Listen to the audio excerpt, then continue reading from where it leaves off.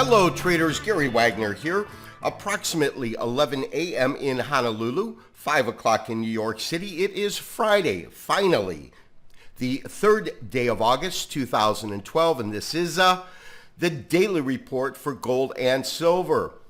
Following the release of a jobs report, we'll get into the detail in a second, we have moderately to sharply higher prices in the precious metals, currently trading up about $13 to $15 higher on the day, 1602.95. You can see current cash print in gold with a low 1584 and a high of 1608. Now the move in gold was almost a 1% price gain on the day. Not to be outdone by gold, we have silver almost 2.5% higher, up 67 cents. Currently, as you can see, current print on the board, 27.73 with a high of 28.06 and a low of 26.96.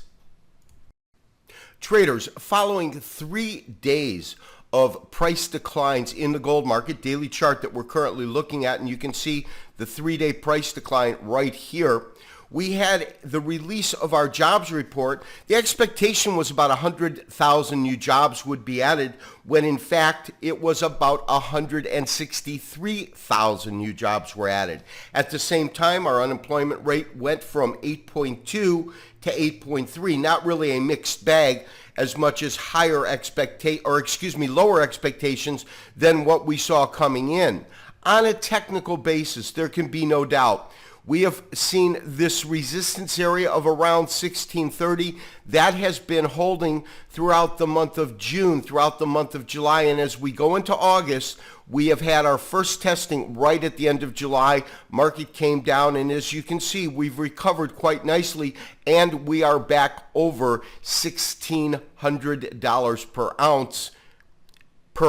ounce of gold. You know, traders, the correction that we are currently experiencing in the gold market is one that's almost unprecedented. And when I say unprecedented, I'm really talking about time parameters, how much time it has taken. Because realize that since 2008, this market's been pretty much a straight runaway train to the upside. Now, of course, it has hit tops, and from those tops it has corrected, as you can see right in here. But for the most part, the correction in terms of the time span it took to correct and then start moving up has been fairly short term. And when I say short term, I mean short term compared to the amount of time we're looking at right now. Because as you can see, this market, this is July, of course, of last year. This is the beginning of what I call our July rally. Market really takes off parabolically up until about September. Then from September, we can honestly say we are still in this corrective period. Now, we have had a series of lower highs. At the same time, we have had a series of higher lows. That's that compression triangle. But when you look at the sheer distance, we are talking about really 1 year later from the beginning of this huge rally. Here we are, we have just passed July, and the market is still trading relatively under pressure, and it has certainly not even gone to a test or take out the all-time record high, that 1902, but even this 1802 has been pretty much unpassable, as you can see with these two tops in here. Rather, what we have seen is a market that can be really best defined by a pretty tight trading range. The trading range began at around 1520. You can see that's these series of lows right here. Right now we're at about 1530. As the compression triangle creates higher lows, of course, this will still touch the line, but at the same time, we are getting lows that are off these previous lows. But at the same time, we've got this really incredibly strong band of resistance sitting at around 1630. And you can see how many times literally the market has tested that area with the inability to really pop or trade above it. My daily traders are, of course, aware of the fact that we entered a position roughly at 1578, and then we pulled profits by trailing our stop up a few days ago, got out just under $1,600. Market is $2-3 above that point.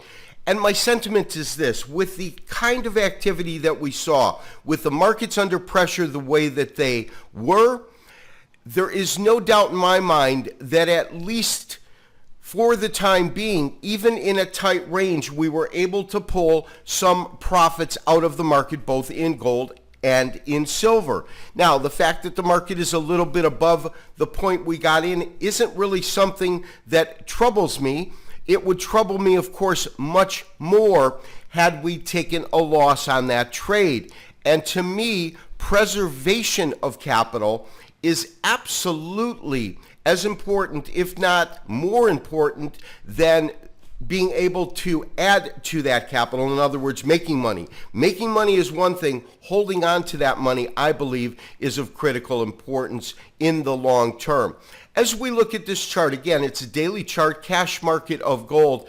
Once again, we are really approaching the apex of this compression triangle.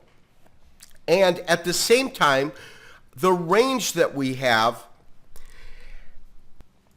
has been truly contracting and compressing to a point where now we have really, really strong resistance at about 16, call it 1630 to 1635.